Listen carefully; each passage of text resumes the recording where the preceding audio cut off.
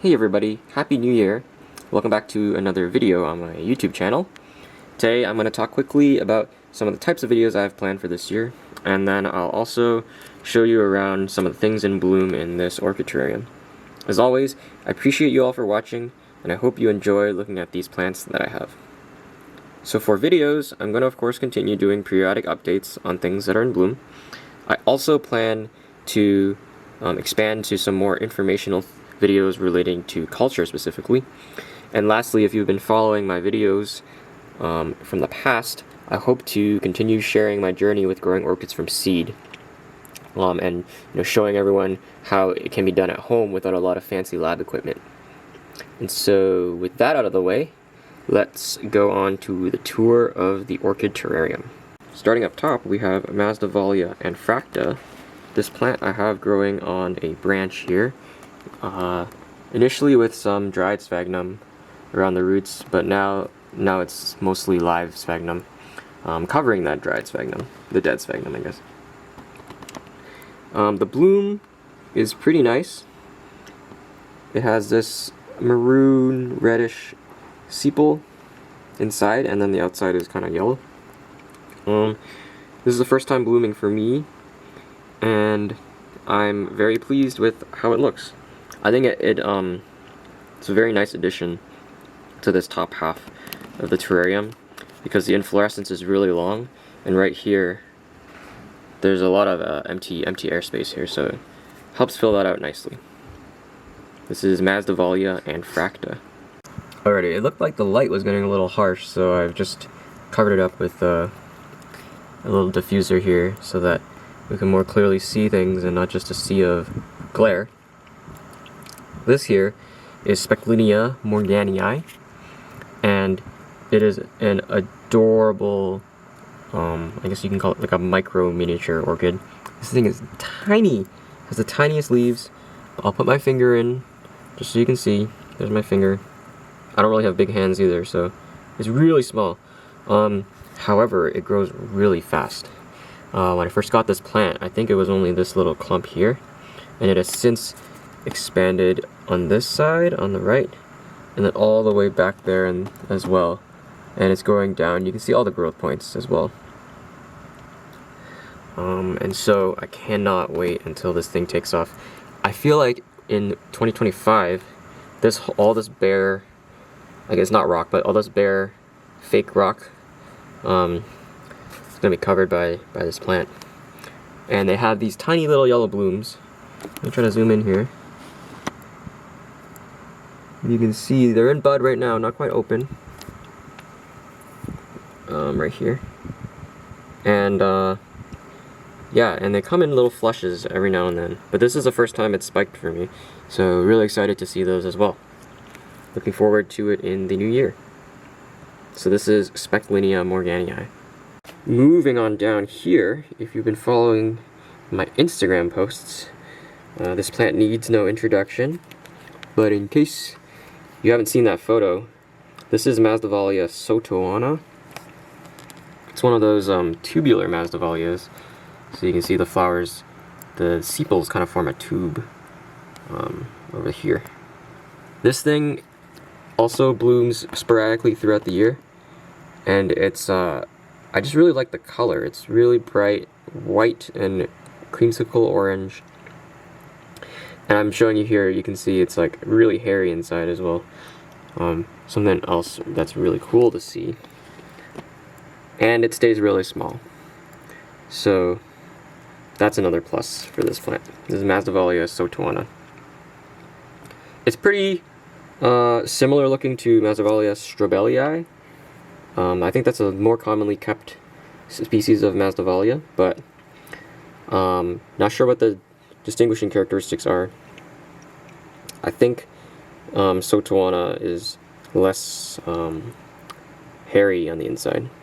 But nonetheless, this is a really cute Masdevallia, and I definitely recommend keeping it.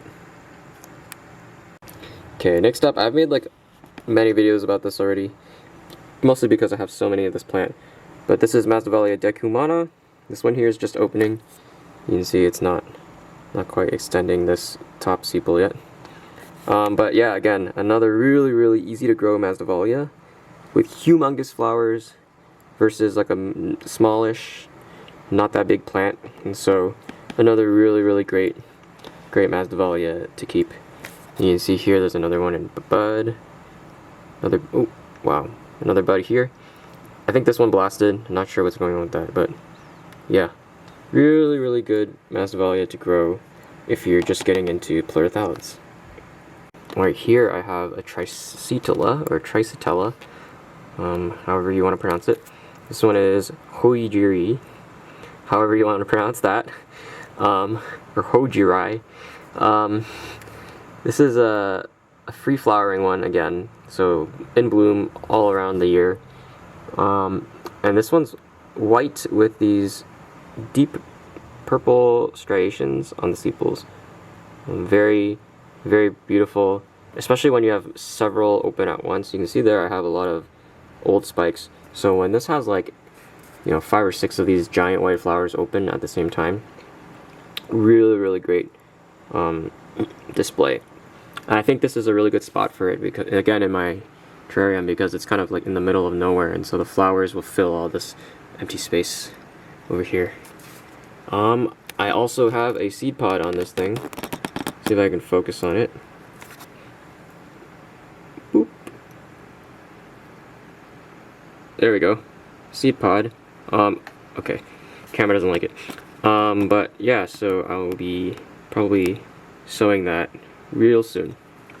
This is Trisetella hoeijeri.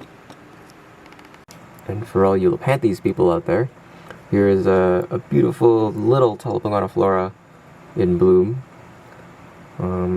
Telipogoniflora tends to be a warmer growing Lepanthes, so it's a little bit slow in my setup here, because this setup is a little bit more on the cool end, but nonetheless it's surviving and blooming, and probably not the greatest spot for it because it's so small and getting hidden by other larger plants, but it is what it is. So right in front of the telipogoniflora, and actually what is mostly blocking it, is another Lepanthes. This is regularis. These flowers are like just starting to close, that's why they maybe don't look as pristine as they could. But this thing, again, is like a lot of Lepanthes, free flowering, in bloom all around the year. And once you get the cultural conditions, they just explode. So this thing has put out, I think, like 8 new leaves within the last few months. It's Lepanthes regularis. So we're now kind of like in the depths of the tent, or the orchidarium, terrarium. And down here I have a few things. I haven't really populated the bottom yet. You can see here it's just some moss that has sprouted.